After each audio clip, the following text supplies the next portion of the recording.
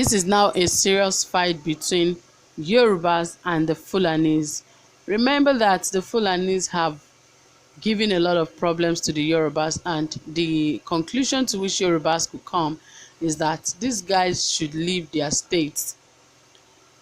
Beside that, they said if you are not leaving, okay, no more open grazing.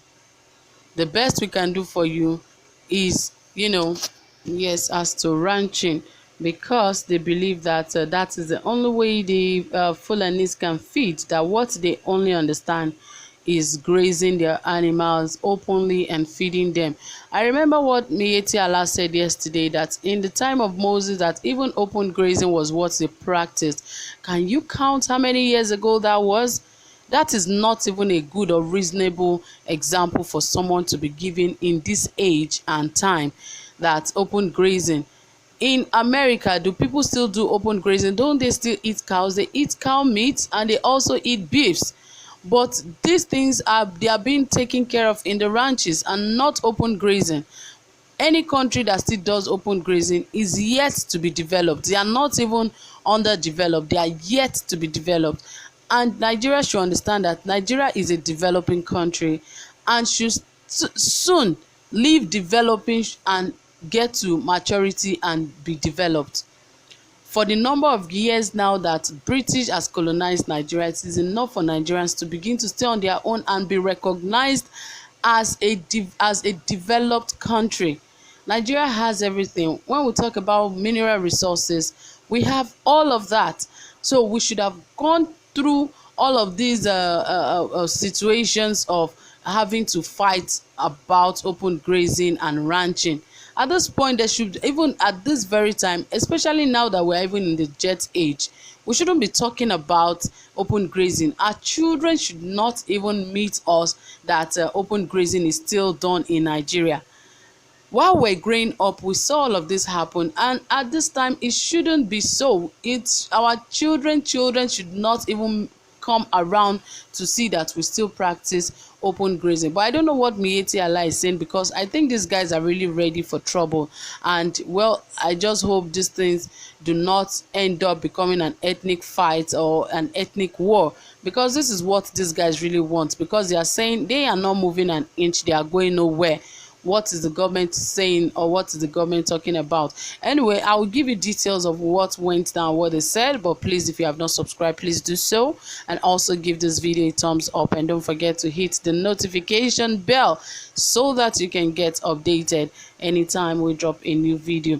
Yes, my people, without wasting time, let us get into the details and hear all they have to say.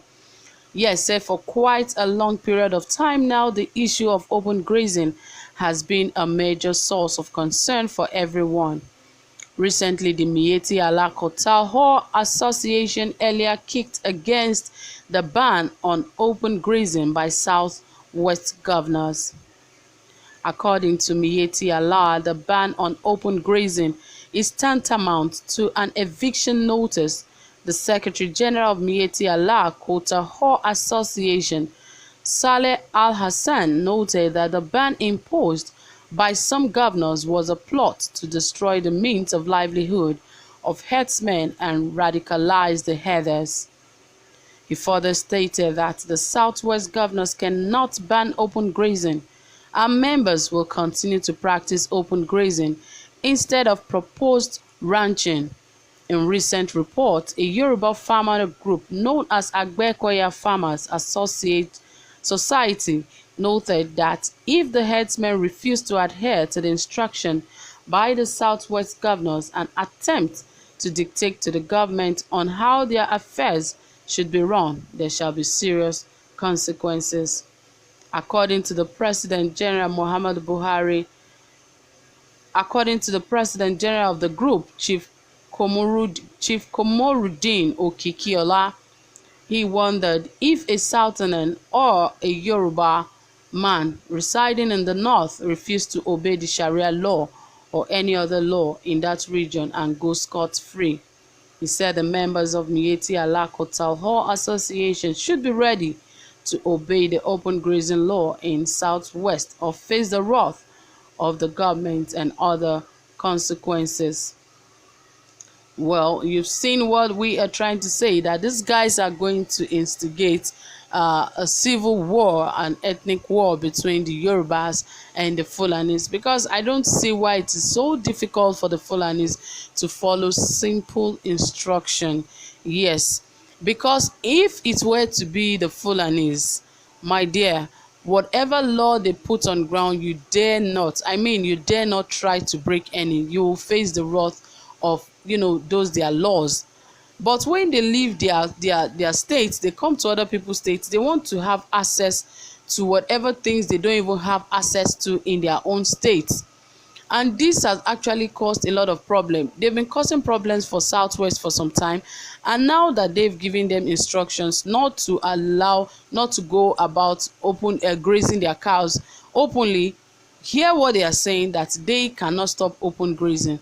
Like, who does that? It is a law that Southwest governors have agreed to, and it is a must that they, respond and follow whatever laws that have been laid down by the Southwest governors.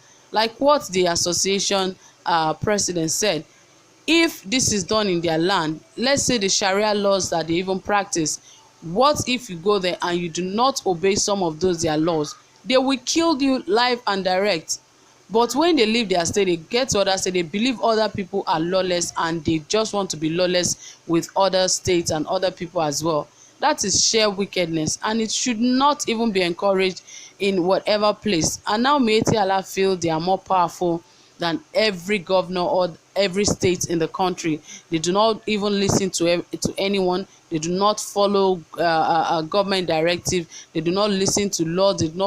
They don't even obey the law. That is why they go about with AK-47, going about with heavy ammunitions, and none of them have been arrested, because they believe it is their right to go about with guns, because they live majorly in the bushes. Whose problem is it? It is nobody's problem. They can still graze their cows in a closed area. Places are close to the forest. If that is the way they want to live their life, it is nobody's problem. They shouldn't make it look like they are doing it in favor of Nigerians. That is why they go about grazing cows. Like, if they don't graze cows, Nigerians will not eat cows. Yes. And so what? It will only get to a time where there will be an importation of cows, and people will begin to eat imported cows or beefs. So it is not a big deal. They shouldn't make it look like it is a serious big deal. Nigerians always adjust to whatever situation they find themselves. That is Nigerians for you. But I think these guys should be put in their place and let them understand that laws are laws, and they must follow it. So my dear people, that is it from here. Thank you so much for listening. Whatever you have to say about all of this, please drop it in the comment section. And don't forget to give this video a thumbs up. Do have a pleasant time. Bye for now.